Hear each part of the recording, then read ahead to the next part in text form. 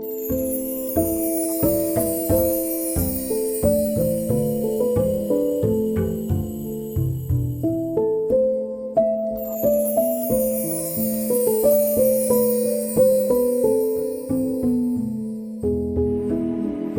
everyone, and welcome to the 10th day of my Advent calendar. If you've watched yesterday's Advent vlog, you've seen me make the log burner. And today I'm going to light a fire in the log burner. Now for the log fire I needed a branch, and I cut one off my apple tree. And this one's covered in moss, so that's going to come off a little bit anyway. And I'm just cutting them into smaller sections. And this one.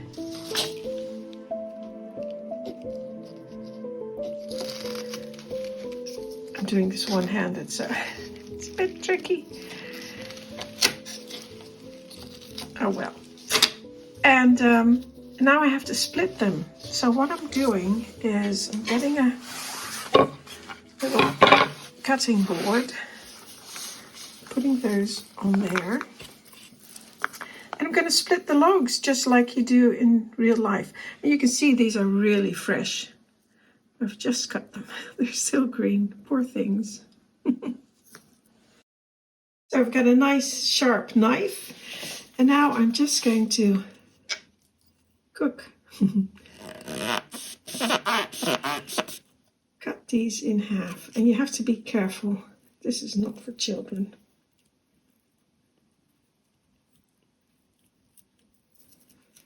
And I'll just kind of split them like that. There, and that looks very good, and it's still fresh. Probably it's better if it's dried, because then it will be easier to split. But do mind your fingers, don't slip up, because you will cut yourself.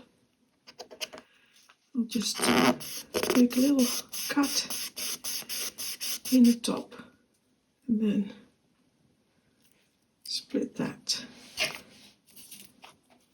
Or split it like this.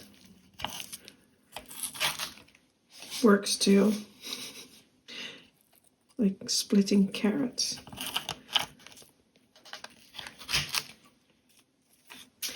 There, now you have some really nice logs.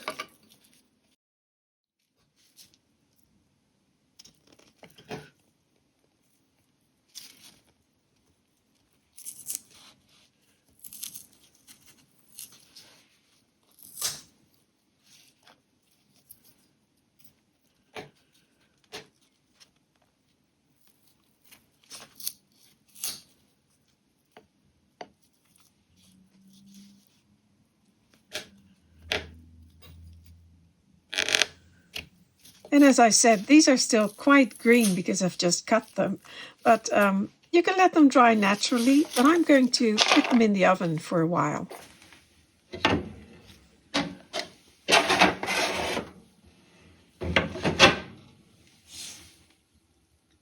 Well, that's been in there for a few hours. So that should now be finished.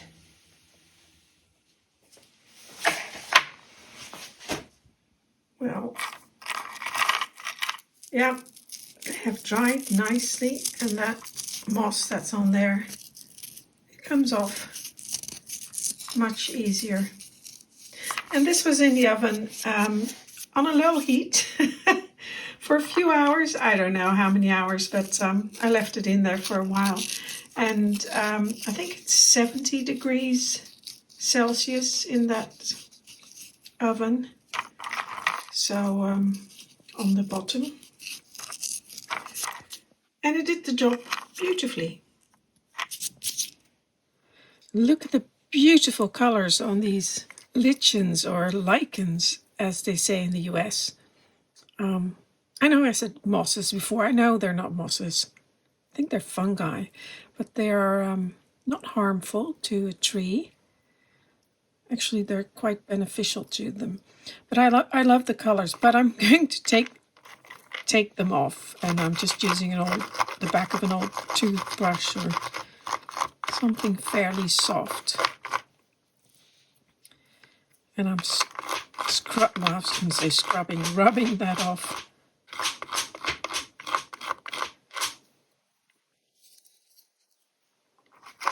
Get a nice clean branch. All that, oh, this one's clean already. All that work for a miniature fire. Yeah. But I don't mind doing this. It's a lot more work for a real fire. This would not keep you warm in winter.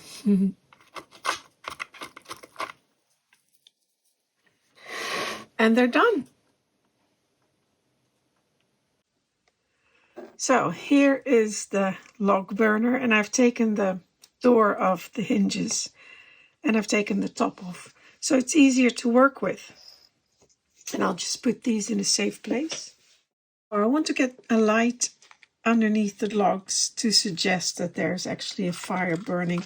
And I've got these, and I've unraveled one here.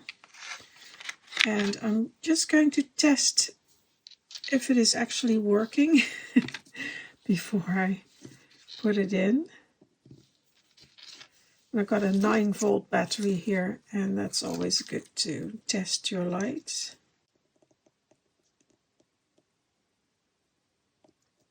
Excellent.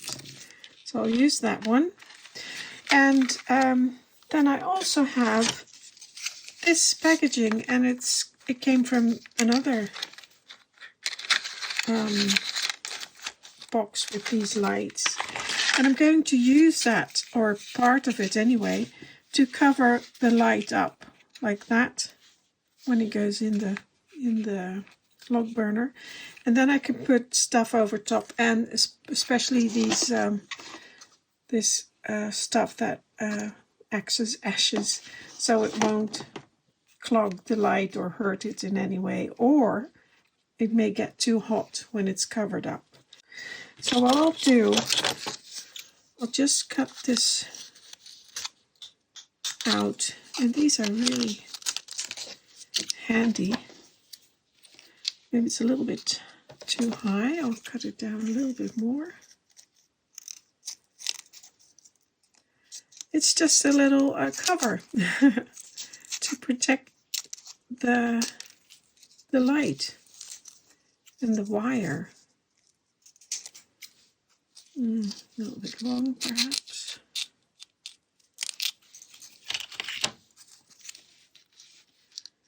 Can be a little bit shorter, but that's how it works. And I've drilled a hole in the back, and it was a lot bigger than I thought it needed. I thought it would be a much smaller hole, but yeah, otherwise I couldn't get it through. So that's how I want it to be. So I can glue that down, and then I can just take the light out and put it back in if I want.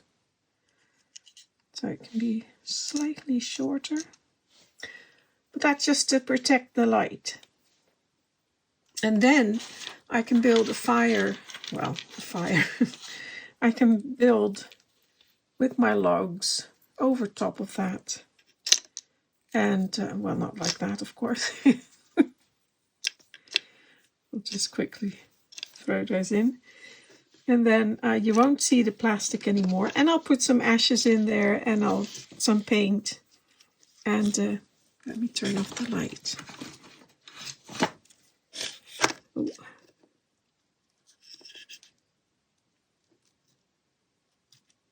That looks lovely. So let's get rid of that.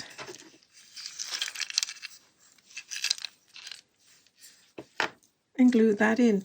And I'm going to be looking at a photo of a real fire to have a little guide with painting.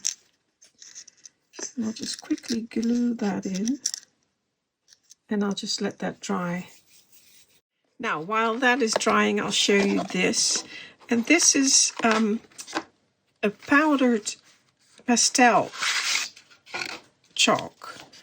And I just use an old file. And let me just put on my glove because this is messy work. And it's very simple. I just grate some of the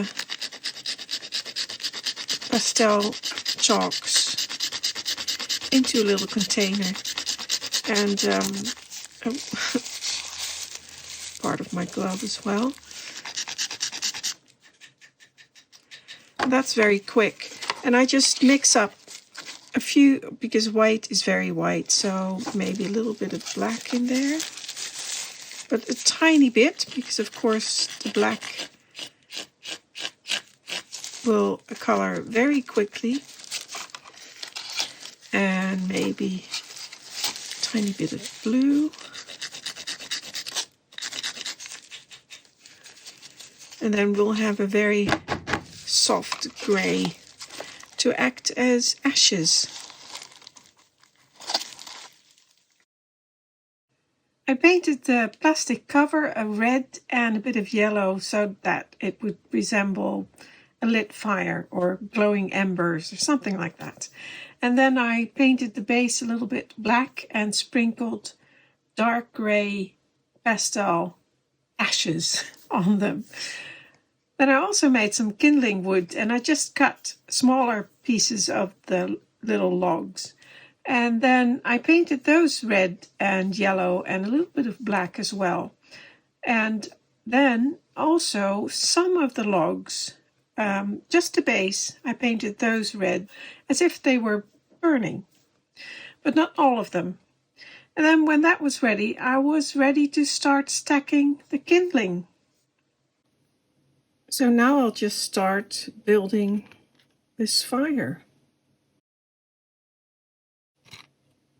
And this just is going to take a little bit of time.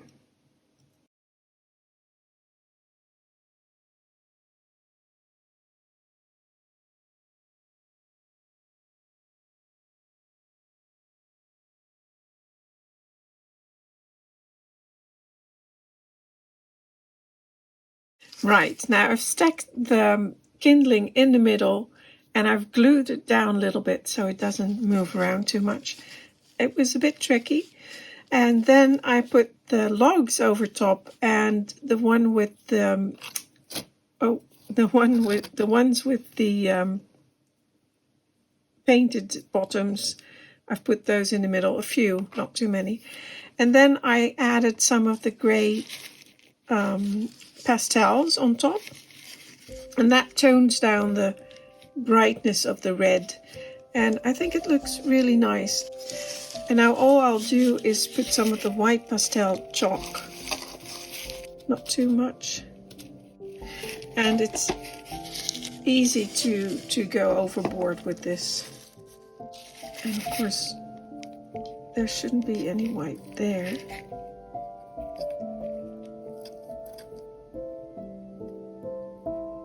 Because the white comes when the fire's really hot, and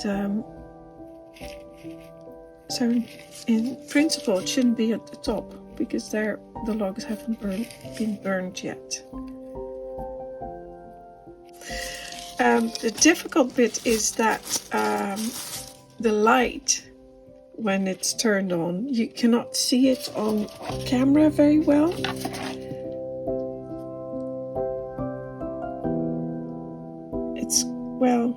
You can see it. It's quite subtle, and that's what I wanted. So happy with that. Now I did not glue them, so I have to be careful. I may put a little dab of glue on one or two of them. Well, wouldn't you know it, I had just said that, and something fell on top of the log burner and knocked all of the logs and the pastel chalk all over the place, and I had to start all over again. And this time the logs were also covered with gray chalk, so I had to clean them off and, well, start over. So top tip, glue them down. It's finished. Time to light that fire.